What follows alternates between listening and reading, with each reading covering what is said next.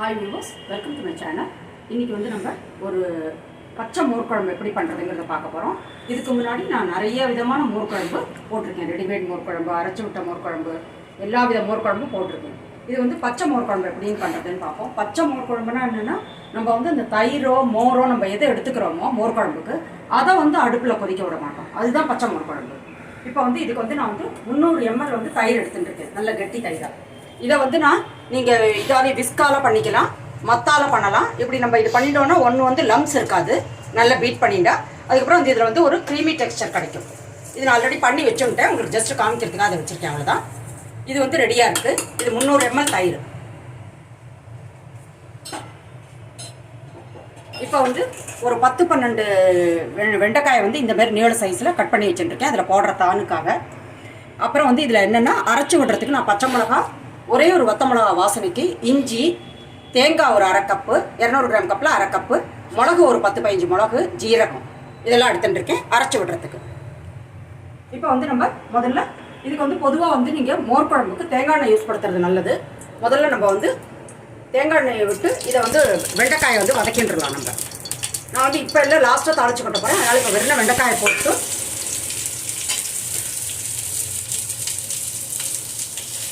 கொஞ்சமாக மஞ்சள் பொடி போட்டுருக்கேன். இதை வந்து கொஞ்சம் நல்லா ஃப்ரை பண்ணி எடுத்தால் நல்லது. அதாவது கொஞ்சம் வந்து மொறுமொறுன்னு கொஞ்சம் வதங்கினா, வழவழன்னு இல்லாமல் கொஞ்சம் மொறுமொறுப்பாக வதக்கி எடுத்தால் நல்லது. குறைச்ச குவான்டிட்டி தான் இருக்குது, அதனால் நீங்கள் லோ மீடியம் ஃப்ளேமில் இல்லை சிம்மில் வச்சு நீங்கள் வதக்கினா அது ஆட்டோமேட்டிக்காக ஆகிடும். இப்போ இதுக்கு தேவையான கொஞ்சம் சால்ட்டை மட்டும் போட்டுக்கிறேன். நான் வந்து அப்போ தான் வந்து வெண்டைக்காயில் வந்து உப்பு இறங்கியிருக்கோம். அதுக்காக கொஞ்சம் சால்ட் போட்டு இது வதங்கிட்டு இருக்கட்டும். அப்புறம் நம்ம மிக்சியில் அரைச்சு நட வேண்டியதெல்லாம், இந்த ஐட்டம் எல்லாத்தையும் போட்டு நான் வந்து மிக்சியில் அரைச்சு நட போகிறேன், நைஸ் பேஸ்ட்டாக.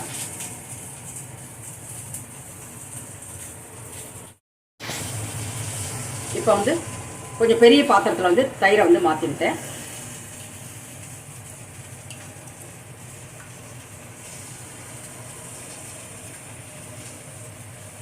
கொஞ்சமாக தண்ணி ஊற்றி விட்டுருக்கேன். அப்புறம் வந்து இப்போ நம்மளோட இந்த அரைச்சின்னு வந்தது தேங்காய், ஜீரகம், மிளகு, மிளகாத்தல், பச்சை மிளகா, இஞ்சி, இது எல்லாத்தையும் இதில் போட்டுடலாம்.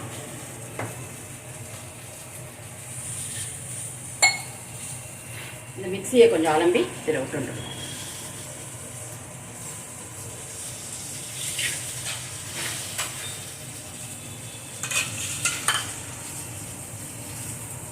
இப்போ கொஞ்சம் கருவேப்பிலையை கிள்ளி போட்டுக்கிறேன்.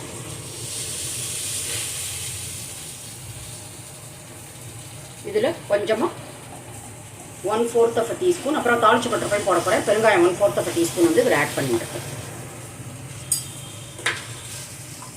இன்னும் கொஞ்சம் ஒரு 1/2 கப்பு வந்து தண்ணி விட்டுக்கலாம். ரொம்ப கெட்டியாக இருக்குது. ஆனால் நாங்கள் பொதுவாக வந்து மோர் குழம்பு கொஞ்சம் கெட்டியாக தான் இருக்கும், எங்கள் இடத்துல இதுவாக இருக்காது, தண்ணியாக இருக்காது.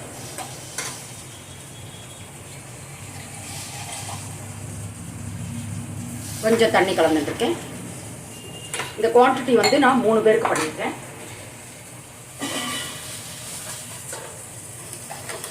இதுக்கு தேவையான உப்பு, வெண்டைக்காலையும் நம்ம உப்பு போட்டு வதக்கியிருக்கோம். இதுக்கு தேவையான உப்பு வந்து 1/2 ஸ்பூன் தான் நான் போடுறேன். வேணுன்னா நம்ம அப்புறம் டேஸ்ட் பண்ணிவிட்டு போட்டுக்கலாம்.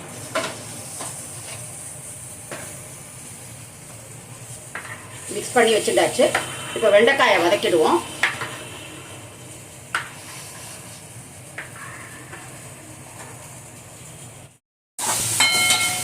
இப்போ வெண்டைக்காய் வந்து ஓரளவு 50% வதங்கியிருக்கு. இன்னும் ஒரு 3-4 மினிட்ஸ் இது வதங்கணும். இதை வந்து விடாமல் வதக்கிட்டே இருக்கணும், இல்லாட்டி அடியில் பிடிச்சிருக்கும்.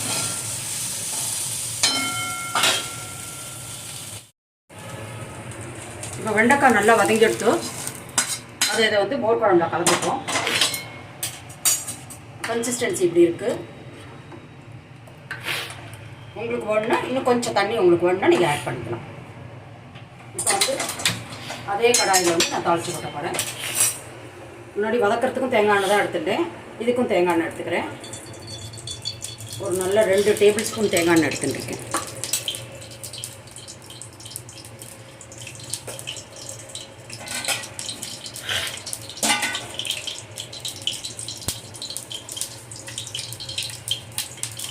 கடுகு போட்டுக்கிறேன். 3/4 டீஸ்பூன் போட்டுருக்கேன் கடுகு.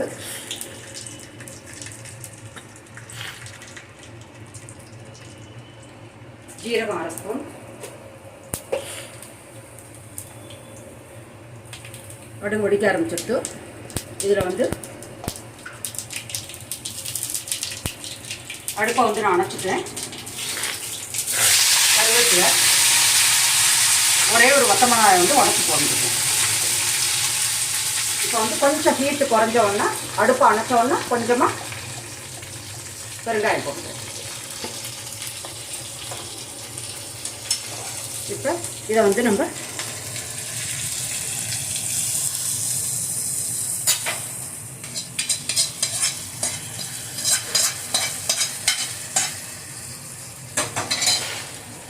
இப்போ நம்மளோட டேஸ்டியான பச்சை மோர் குழம்பு வந்து ரெடி ஆகிடுது. இப்போ வந்து நீங்கள் அரைச்சி விடுறதுல வந்து உங்களுக்கு வேணும்னா கொத்தமல்லி போட்டுக்கணும்னா கொத்தமல்லியோ கருவேப்பிலையோ இதெல்லாம் போட்டு கூட நீங்கள் அரைச்சி விடலாம். இந்த மோர் குழம்பு வந்து பண்ணுறது ரொம்ப ஈஸி. அண்ட் வந்து இது வந்து வெய்ய காலத்துக்கு வந்து நமக்கு ரொம்பவே நல்லாயிருக்கும் சாப்பிட்றதுக்கு. ஹெவியாக உள்ள சாப்பிட முடியாது, அப்போ வந்து ரொம்பவே நல்லாயிருக்கும். இது வந்து நமக்கு இட்லி, தோசை, அடைக்கு வந்து ரொம்ப நல்லாயிருக்கும் தொட்டுக்கிறதுக்கு. அப்புறம் நம்மளோட வெரைட்டி ரைஸ் எல்லாத்துக்கும் தேங்காய் சாம், எலுமிச்சை பழச்சாம் எல்லாத்துக்குமே நல்லாயிருக்கும். அண்ட் சேவை பண்ணுவோமே, தேங்காய் சேவை, புளி, எலுமிச்சை பழ சேவையெல்லாம் பண்ணுவோம்ல, அது எல்லாத்துக்கும் வந்து இது நல்லா மேட்சாக இருக்கும். இது பண்ணுறது ரொம்ப ஈஸி, ரொம்ப டேஸ்டியாக இருக்கும். இதை கட்டாயம் பண்ணி பாருங்க. இந்த ரெசிபி உங்களுக்கு யூஸ்ஃபுல்லாக இருந்தால் என் சேனலை லைக் பண்ணி, ஷேர் பண்ணி, சப்ஸ்கிரைப் பண்ணுங்க.